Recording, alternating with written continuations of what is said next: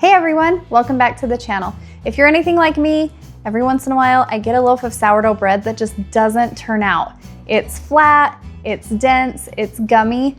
That's been happening to me a lot, so I knew I needed to do something to fix it so that I could get really good sourdough again. So I did a couple of things. So first, I fed my sourdough starter with whole wheat flour to give it a kickstart and get those bubbles really active.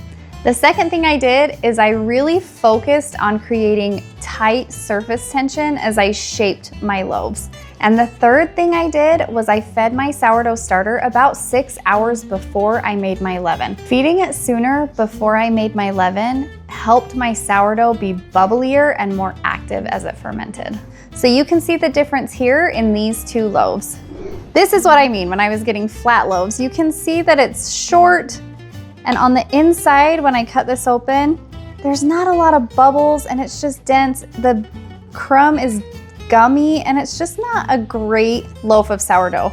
It still tastes fine, it's great as toast, but this is not what I want for my sourdough. This one you can see, I fed my sourdough starter, I got it nice and robust, and you can see I've got some nice big air bubbles. The crumb is soft and chewy, and this bread is so much better. You can see it's also a lot taller. Side by side, look at that difference. You can see that this one is bigger because it's flat. This is nice and tall.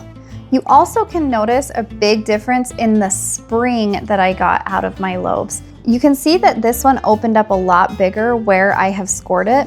This one just stayed kind of together and it didn't get that good oven spring that you want to see. So if you're having the same issue as me where you're getting dense and flat loaves, try these 3 things and let me know how it goes in the comments below. And if you want to learn how to feed your starter with whole wheat flour, check out this video and I'll see you over there.